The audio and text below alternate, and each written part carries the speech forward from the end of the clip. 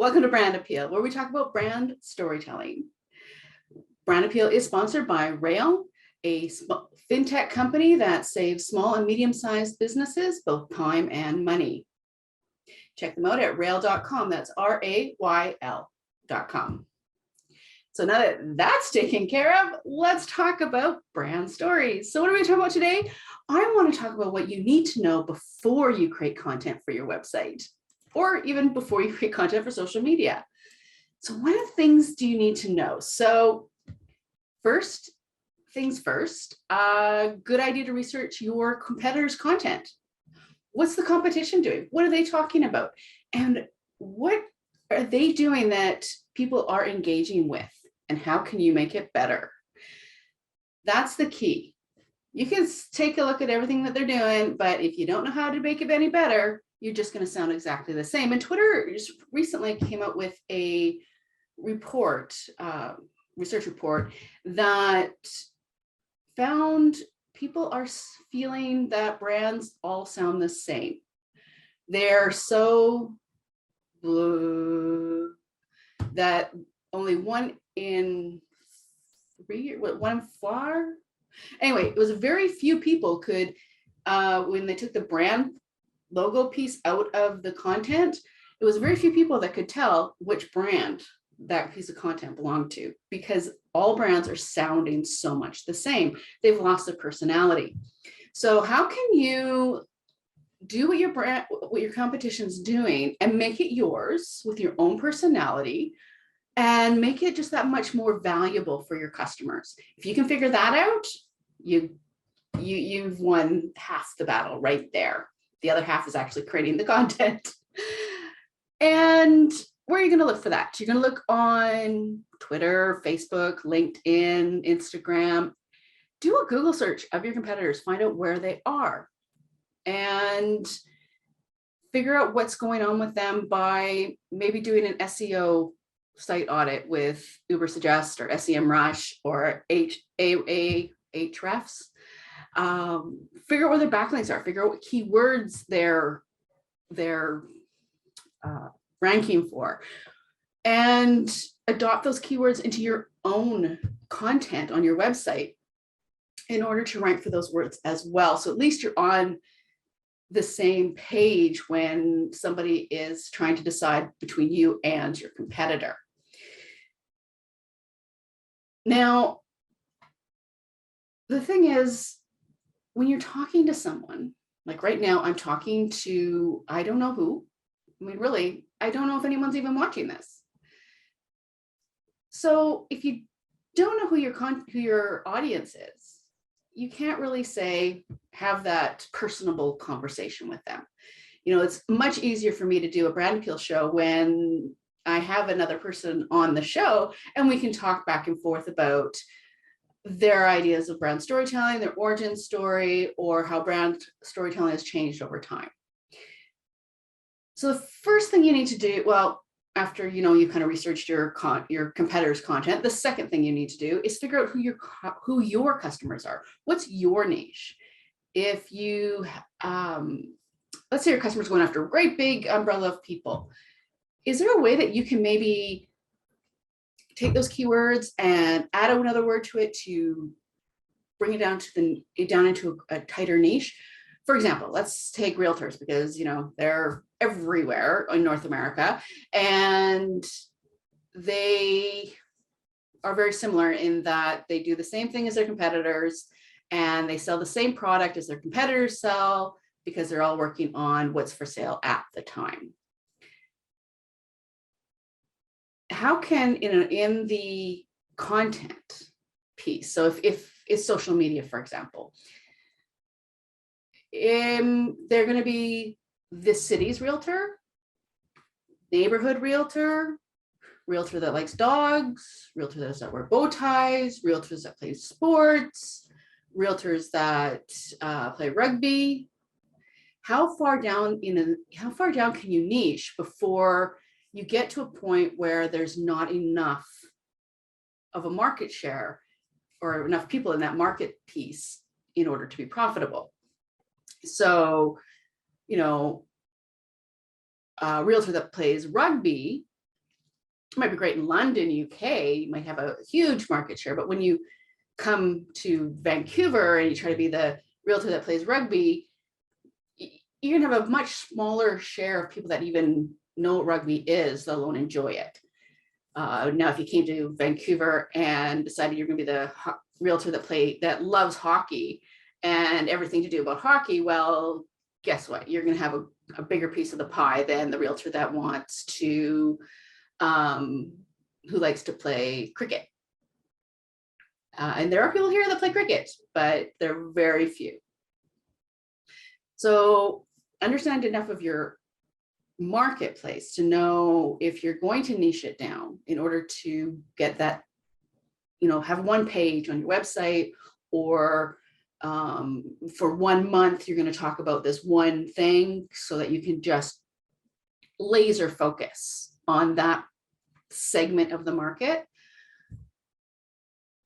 Just know how big the market is and whether or not it's going to be a big enough share. And how do you do that? Once again, you're doing keyword research, looking for your keywords in Yoursuggest, SEMrush, Google keyword search, WordStream. Of course, when it comes down to your story and your brand story, you want them to know what problem you solve for them. So as you're creating that avatar, figure out what problems do they have? What problems do they face that you can solve? And you want to be able to tell those problems, and hopefully in a way that will reflect also those things that they enjoy. That is the key. So if you can figure that out, you are the other half of the way there. Now, how does your audience talk? Are they professionals? Are you on a professional site like LinkedIn or rail.com, or sorry, rail.chat? If you are on either rail.chat or LinkedIn or some other professional site, or you have a blog post or a show or a blog or podcast, does your audience talk in a professional?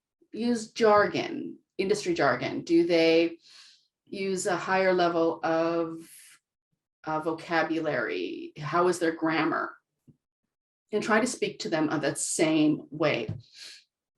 If you're talking to the teenagers, like if you're talking to Gen Z, who are right now are 25 and younger, into their teens, they're probably going to be, well, the equivalent of whatever the word awesome is. Don't use the word awesome. That's our generation. And as you can tell, we're not under the age of 25.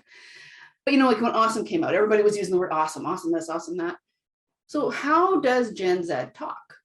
If that's your target audience, figure out how they talk.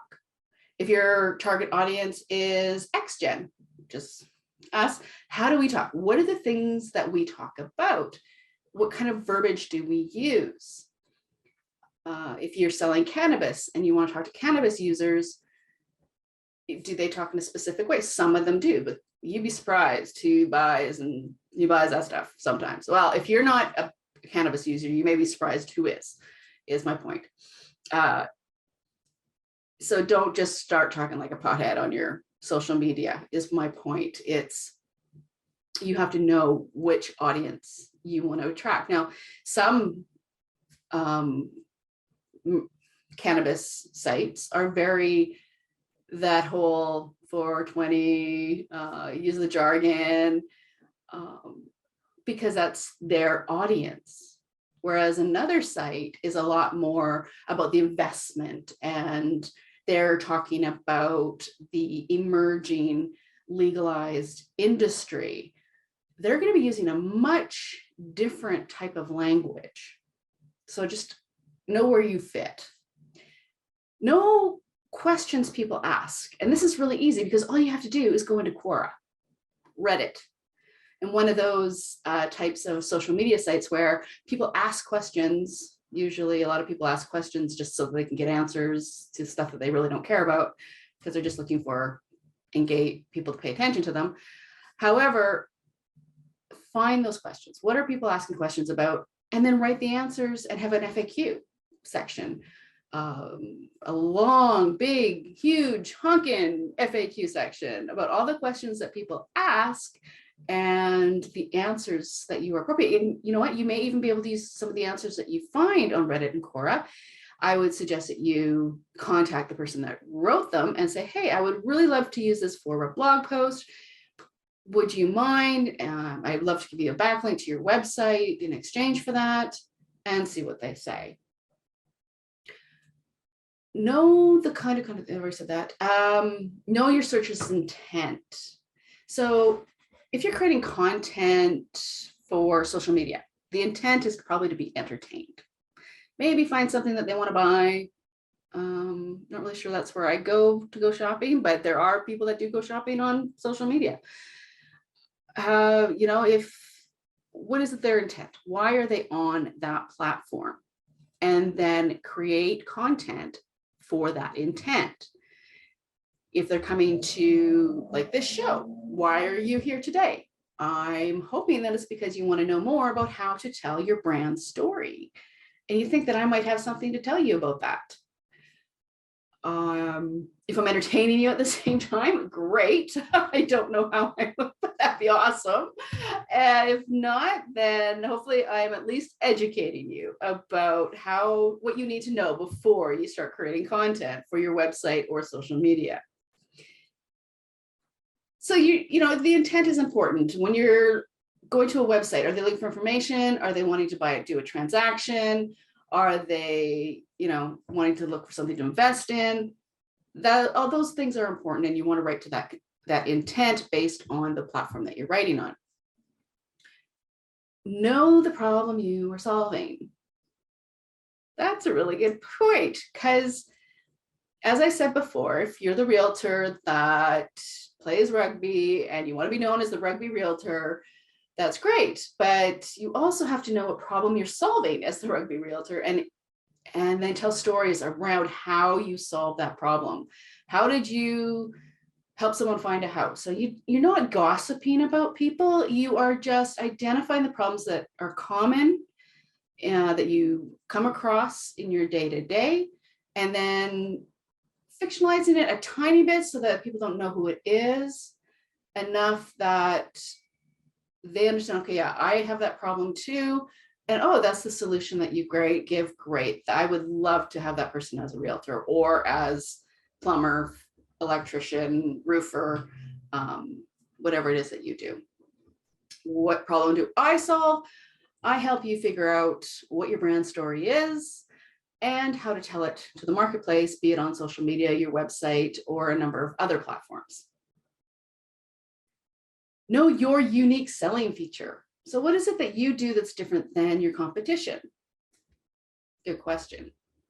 We all like to think that we are better than our competition. We give better service. We answer the phone. We, then call us at 9 o'clock at night. But those are 9 o'clock at night. That's not expectation. That's taking advantage. But what is it that you do that's different? Because yeah, you may provide the best service today, but that's something that somebody else can come up and say, exact same thing.